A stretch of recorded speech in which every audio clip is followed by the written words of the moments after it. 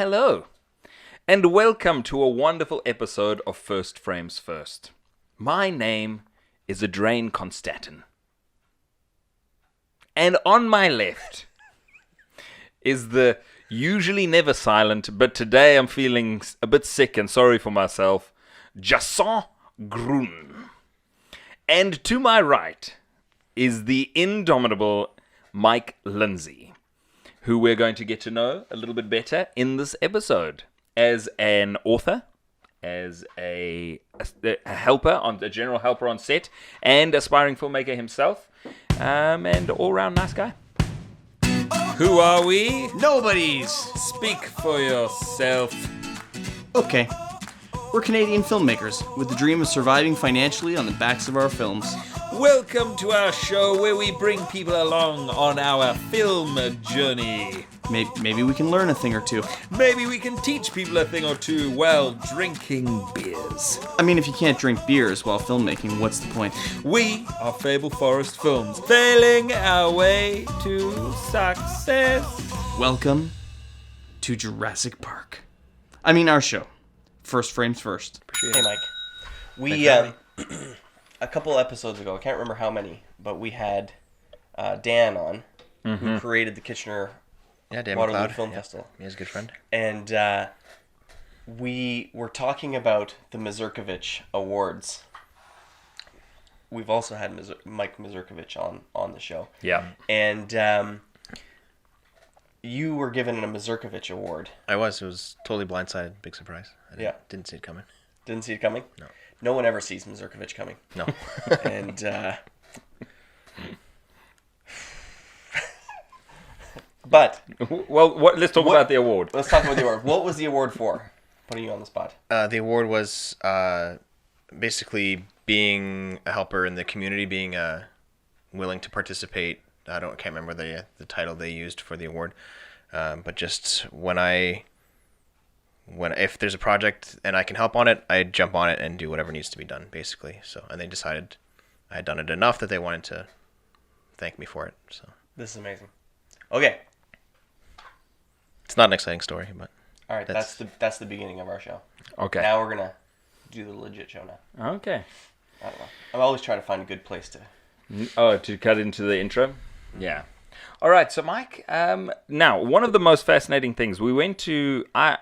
I found myself at Mike's Buck and Doe, and that is, for anyone who's not from this particular part in Canada, it's where you have sort of a party that is to raise money for your wedding. Mm-hmm. So everybody comes and they have beers and they play games, and it's kind of like a fundraiser to just help the new couple that's getting married. yeah, pretty much. And one of the prizes was a 3 set of books. That's right. Yep. By your dad. Mm-hmm. It was your father. And I was just like astounded when I saw this. So can you just talk a little bit about that history in your family and your own, what you're hoping, what you're working towards a little bit with regards to writing? Yeah, starting with my dad's books. He was not an author growing up. He worked in retail and food industry and things like that. And when he retired, he actually had a personal chef business for 10 years or so before he retired. But he always enjoyed mystery novels, reading. He's a big reader. And I guess he wanted to write a novel, so he's been plugging away at it for many, many years. Yeah. The first one. And he managed to, when he retired, to get the time to actually write it all up and make a real novel out of it. So at this point, he's published 3 mystery novels. They're cozies is the classification, so it's not like a thriller where it's high action and heavy sex and violence. It's a little more laid back. There's still a mystery element. It's murder mystery, but it's not overly violent and jarring. Yeah, Murder, She Wrote kind of stuff. Yeah, so it's excellent. It's a fun, easy read, and he's had a lot of good times with it. And seeing him make that happen has kind of inspired me to do it myself. And I've been writing little bits and things here and there for years and never tried to put anything together, but now I'm trying to do my own novel. So. Nice. I think that see, I didn't see those. I put a couple tickets in to see if I could win them. Yeah. This was my goal. Well- If I had won them, you'd see. I'm pretty sure we can get them. Mike, you gotta let us know. Yeah, I have a connection. I can get Because I'll tell you, this kind of story is right up Anne's alley. She loves Yeah, Murder, She Wrote, yeah. and Agatha Christie, and all these guys. And it's making a comeback right now. The murder mystery is making a comeback. We also have a murder mystery. Yeah. Yeah, ish.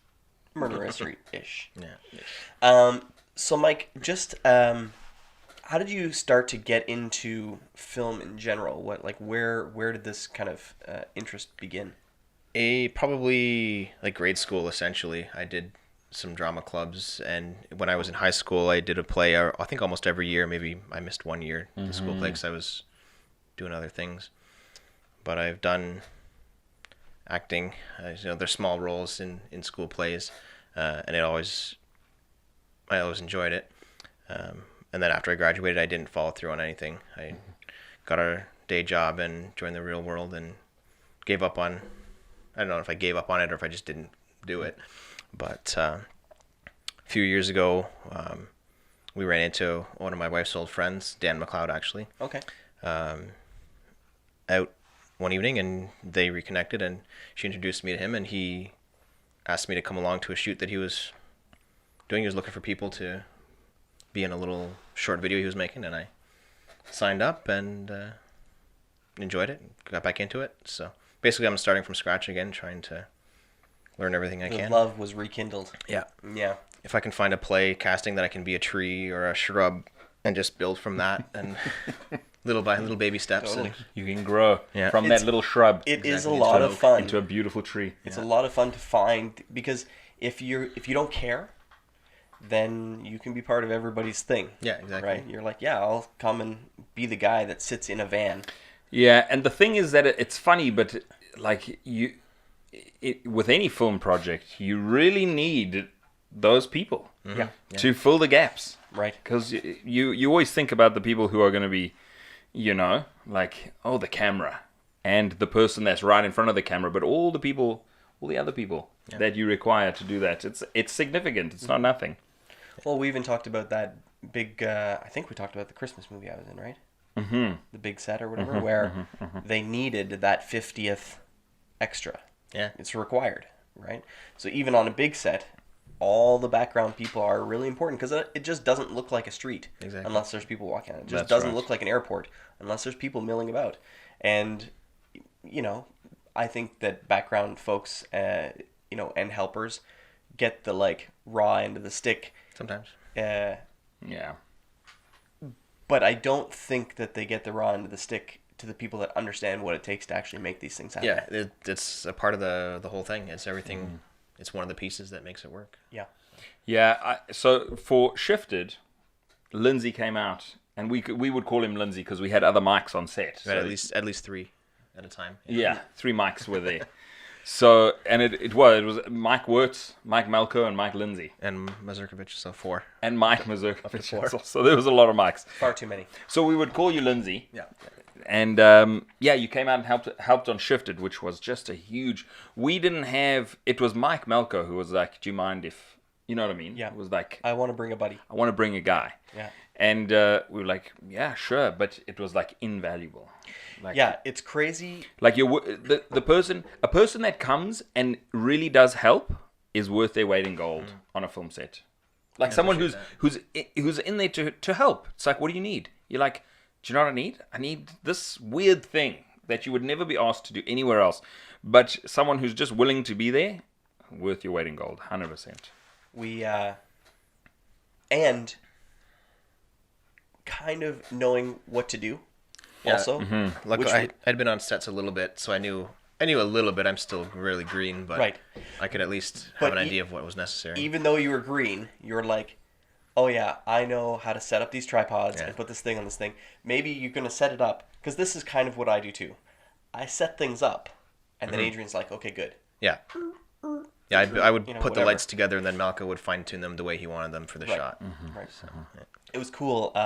Lexington was on a set recently, my youngest, and he, after the shoot was over, one of the fight choreographer guys sent me a Facebook, and he said, I just want to let you know that it was really cool having Lex on set.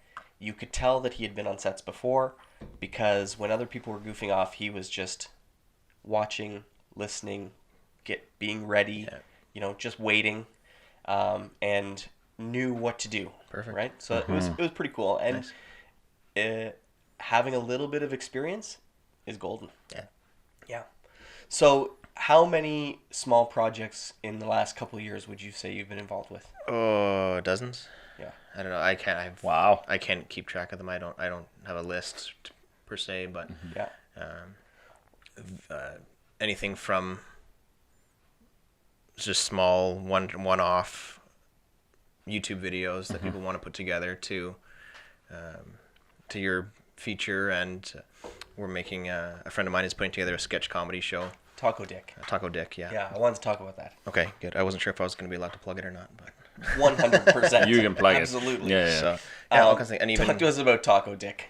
Yeah, I've been, just to go back to the other projects, I've been on camera and behind the camera. It doesn't matter.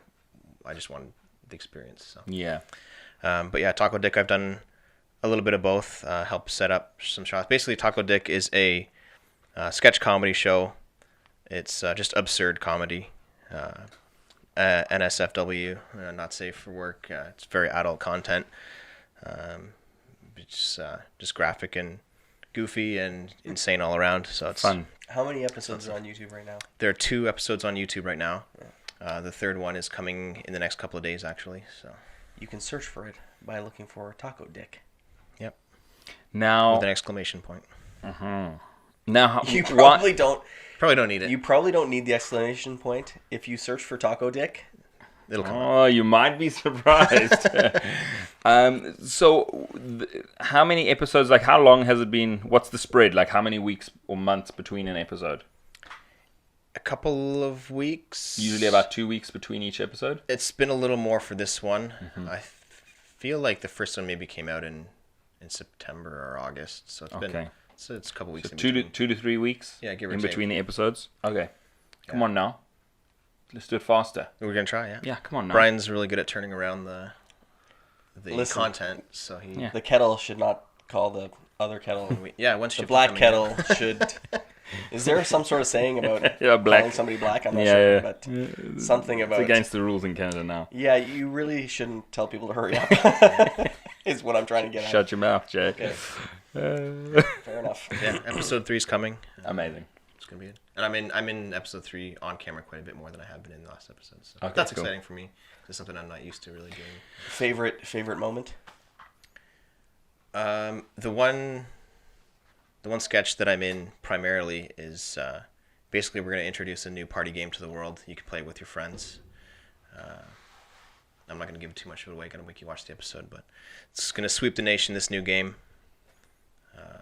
Get ready for it. Okay. Oh, shit. Amazing. Okay. So now, what is in terms of film? Where would you like? Now, we'll just preface this by saying that Mike Lindsay is moving. I am moving. He's moving far away from us. He's moving to a colder place than we are. He's moving to a savage place. Rustic. Yeah. Rustic. Wild. Quiet. New Brunswick. I'll have to wake it up. Yeah. So, with that in mind, Desolate. nothingness. So, with that in mind, where would you like to see your filmmaking hobby? You know what I mean? But the thing that you really enjoy doing. But right now, where would you like that to go? What would you like to do with it? If I had stayed around here, I would keep growing with the crews that I've met and just do more. Hopefully on camera, do more acting, do more. Crew work out there. There's a film community. The industry, Moncton, especially near where we're going, is a growing economy all around. They have a film community there that's growing. I'm gonna check them out, see what I can jump into. If if I don't have a job lined up there, we're moving because my wife is getting a job, so I'm gonna follow her. Wait. So I'm gonna have some time. I just gave the cool okay symbol. Now, I hate to stop you here, but time out. The okay, you were not being a white supremacist.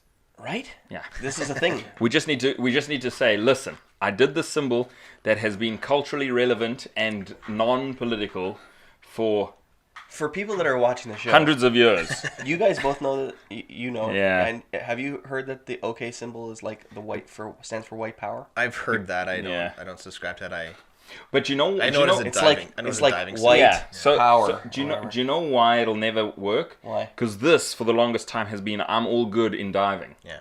Right. and So in water. Like If you give a thumbs up underwater, you means we got to go up top. I'm going up, but this means I'm all good. Yeah. So they can't take it because it's already been taken. Now, if you're underwater and you're like, I'm a racist, Get alligators coming at you. Yeah. right? Sorry. Anyways, untime out. So yeah, so I'm gonna check out the film community in Moncton and see what I can jump on board with. If people need help, maybe I can get a job doing it. That'd be cool. That would be do whatever. amazing. So If not, sorry, I'm just Yeah. saying. If not, I'm just gonna do my own thing. I'll make my videos, still post them on YouTube, do whatever, and then do a scan. what would be your ultimate dream film situation? I don't know if I've ever told this to anybody out loud, but I've always wanted to be an actor.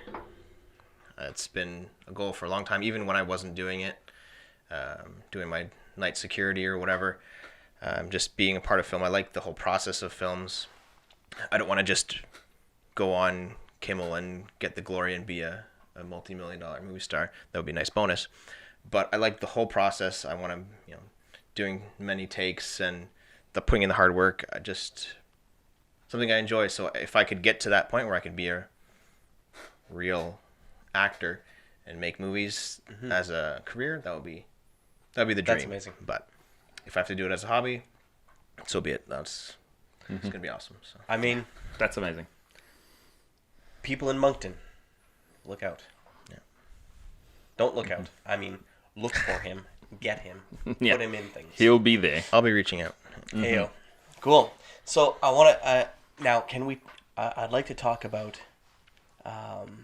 Mike the writer. Want to hear the process a little bit. Yeah, let's do it. Let's jump in. Now I'm gonna move back just a hair. Okay.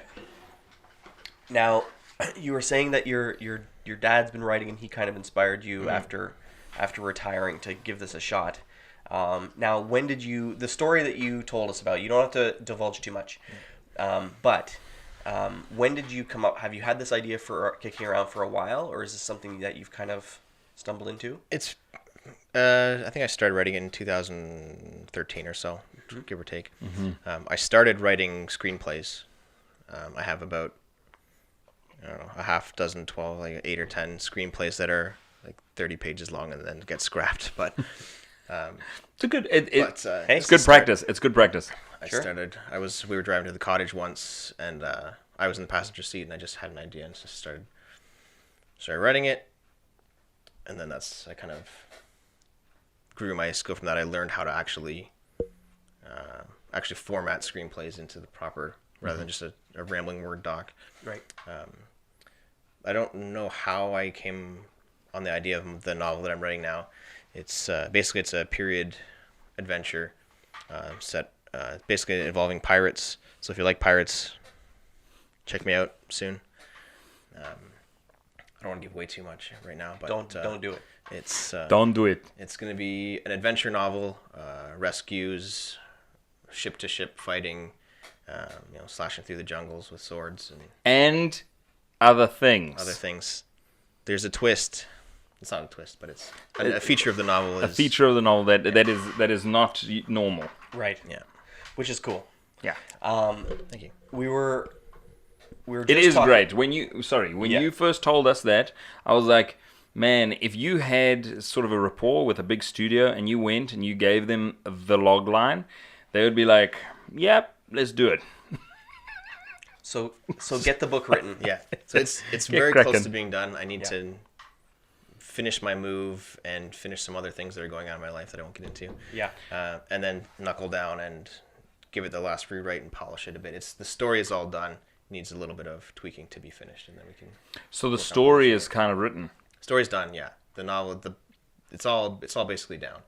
I wanna go through it and give it some more heft. Give it, get the wonder going a bit more. We're very excited. Yeah, because the thing is that you're not in those initial runs. You're not really too worried about the sentence structure. You know what I mean? Yeah. You're more worried about the broader strokes of the story and stuff like that. But once those are done, then you can go and you can like. So give us a rundown of like when you started. How it came together, yeah. Yeah. How did it come together? Tell us a little bit about your process. So I haven't done any schooling for writing. I don't know like the theories of writing or anything like that. So I just started telling the story, and I spent a long time going over. Like I'd write a couple of sentences, and I would go back and rewrite them and edit them up until they were awesome. Mm-hmm. And it took years to get like a quarter of the novel done, and this was taking forever, and I didn't want to do it. Mistake. Yeah, and it was horrible. So then something clicked. I don't know if it was. I think I was just Googling, how to write things, or like just learning about structures and writing things, and it came up that I should just blast it all down. It's going to be garbage. Get something from the beginning, and then do the rewrites. Get the whole thing down, and that's what I did. So I think it was blasted through to the end. Man, Very good. I'm gonna hatchet this quote, but I think it was Ted Elliott, the guy that wrote Pirates of the Caribbean and like Aladdin, said, "Don't get it right, get it written." Yeah, exactly. The first draft is not going to be polished. And a favorite writing quote, which is Ernest Hemingway: "The first draft of anything is shit." Yeah.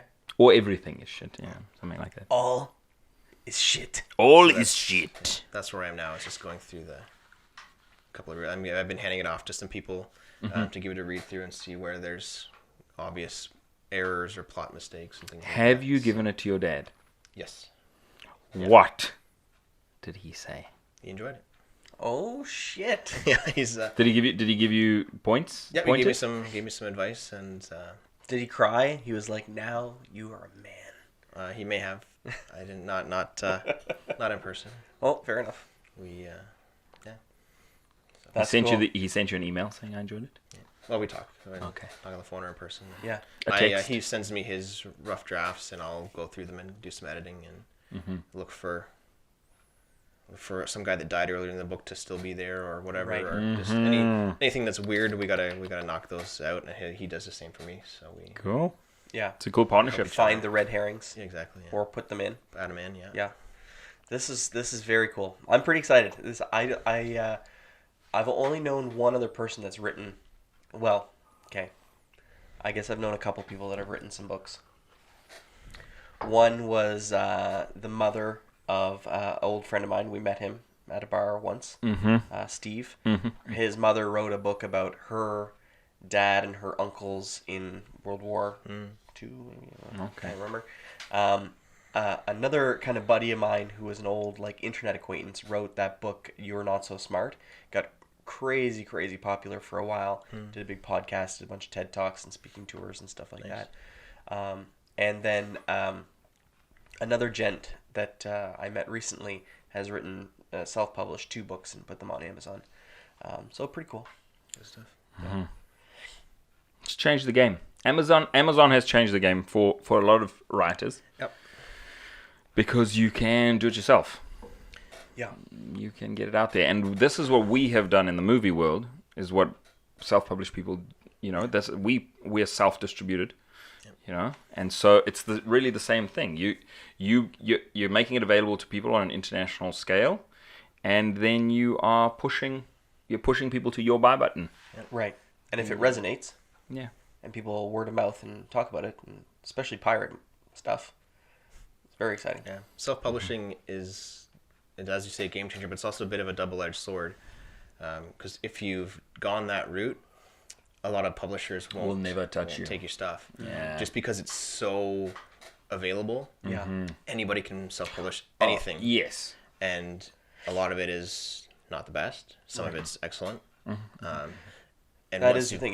It can It'll be- oversaturate the market for sure. It'll be and it does oversaturate the market. It'll be everything.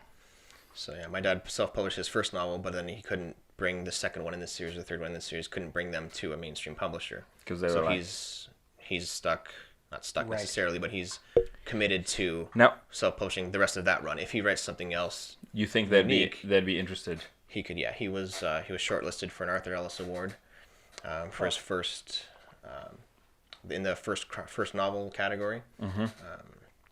You would think. So you can. And he You would didn't. think that a publisher might take the second and third, and then republish the first. Yeah. maybe in a few years once the So for his first novel, he was shortlisted for the Albert Ellis Award. Arthur Ellis. Arthur Ellis Award. What Yeah, is this? What is this award? It's a Canadian writing award. I don't know if it's just for mysteries or if there's a mystery category. But there's best mystery novel, best whatever novel, Right. best first novel was the category that he was in because it was his first time. That's writing. cool. And he and still he struggled to get a publisher. Hey. Yeah. Wow. It must be tough. Hey. So, but his book is set in a real town in Ontario.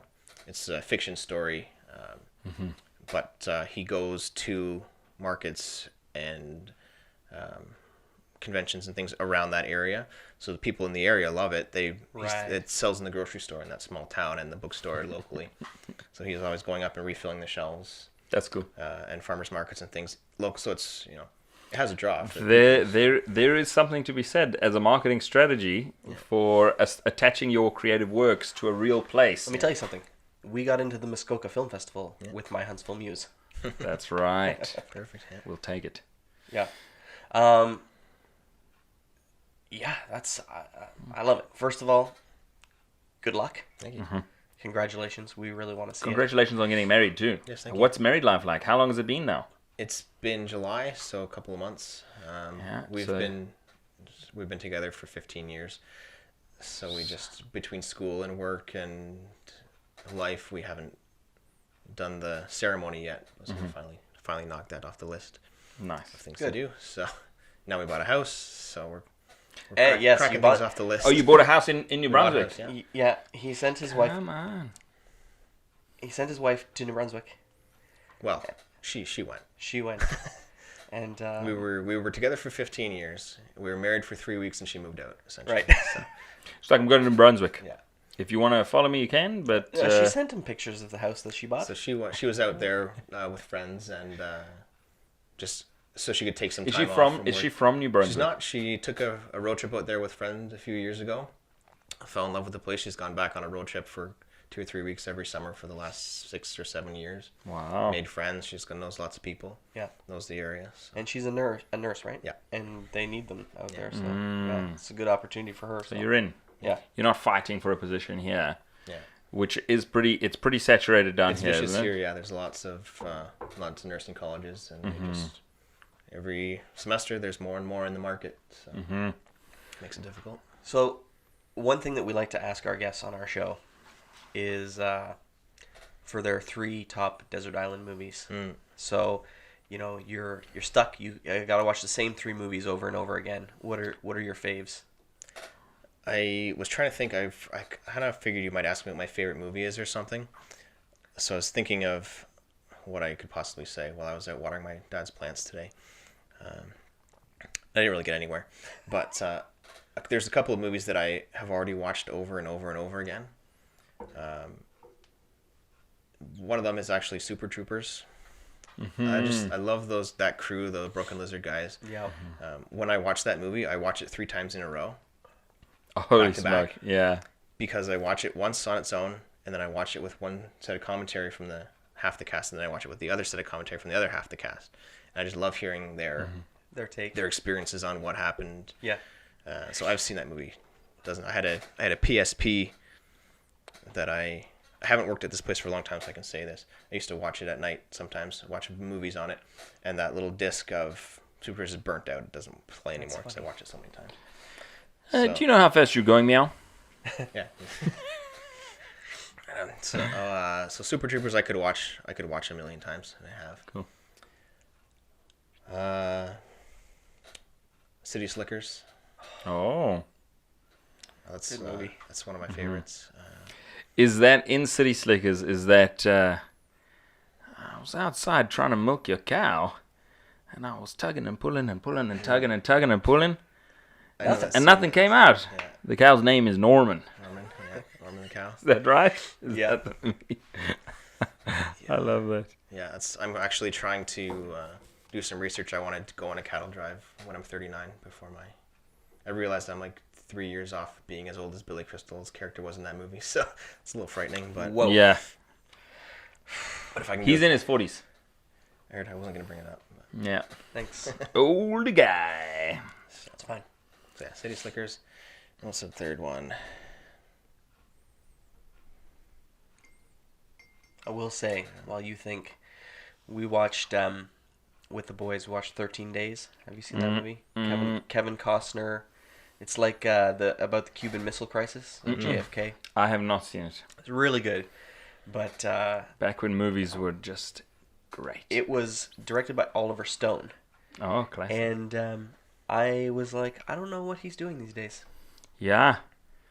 I don't know. Yeah, that's a good question, actually. Because he Throw was, that in the he was kind IMDb. of known as He was the best, right? Yeah, well, he was certainly one of them. Like, he did Natural Born Killers, making Quentin Tarantino really mad because Oliver Stone wanted to do his own. He wanted to have input on the creative process, and Quentin Tarantino does not want anyone to change anything of his. Yeah. So I think that's why he took his name off the movie. But a great director. I think Sunday, Any Given Sunday. Oh, I think it was he directed Oliver Stone. Snowden.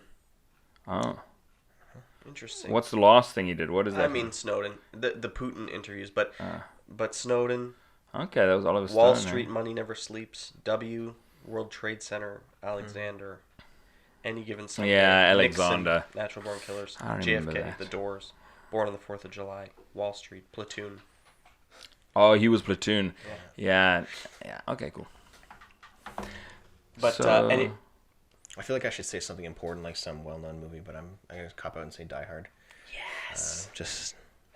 It's one I can watch it every Christmas for the rest of my life, and I'll be happy. Yeah.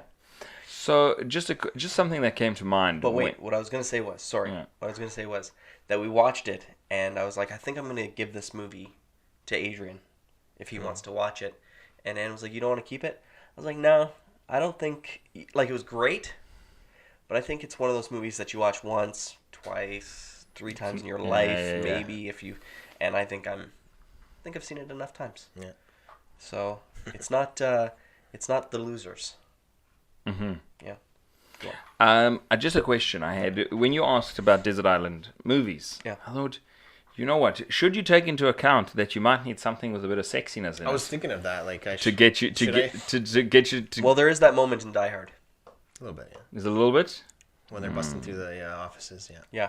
Busting through You the gotta offices be and the real fast on guys the pause having button. sex with the lady in the office. you can put that on pause and that'll Yeah. help you over the What, edge. what was your second one again? Super Troopers. City Slickers. Yeah. I mean, there was that time he was milking the bull. Milking the bull. Okay, no, that's amazing. That's And Lindsay, we're so happy that you could be involved with Shifted. Yeah, thank really, I'm really excited to you be part of were, it and see it. yeah, you were so instrumental in keeping us rolling. Well, So thank you very much. I even remember. I think I talked to Mike about this when we had dinner. But even when we did the reshoots, not the reshoots, but the second pieces this year. When everything's going wrong, it's nice to have people that are just like, I can just go and do the thing that you need me to do right now. It's gonna be okay. We'll just keep chugging along. This is what you need. I'm gonna carry this over here. Like, people with great attitudes are amazing to be on set. Yes. Amazing. So, thank you. My pleasure. Thank you. Okay. Well, that's it for this week's episode. That's it for this week's episode. Which episode is going to come first? This one or Rugby one? Don't know. Okay. Rugby one. Rugby one? Okay, well, then I'm going to cut this part out. All right, No, everybody. I'm not going to cut anything out. We're not. Who's got time for that? No one. All right, so listen, everybody. Grab yourself in the crotch. Dream big. Work hard. Okay, we got to do it again. You have to say something inspirational. Yeah, Okay. weren't you listening to Hayden? Yeah, She yeah. likes to play with her toys. I like Okay. playing with Nana and Papa at their house. He was listening. Yeah. Okay, so dream big, work hard, and then you say something inspirational that's meant to carry people through the dark times. Dream big. Work hard. It's always darkest before the dawn. That's it. Cliche. Yeah, that was good. Oh, it was, but it's... I mean, those are the ones that are true. Thanks for watching. First frames first. Yes, first frames first. Thank you, Jason. Welcome. If you enjoyed, head over to our website, www.thefableforest.com. Check out our films and sign up for our newsletter where we will send you exclusive content. Hit us up on our socials, Facebook, Twitter, Instagram, always at The Fable Forest. And share our show with your friends. It'll really help us out a lot. Dream big. Work hard.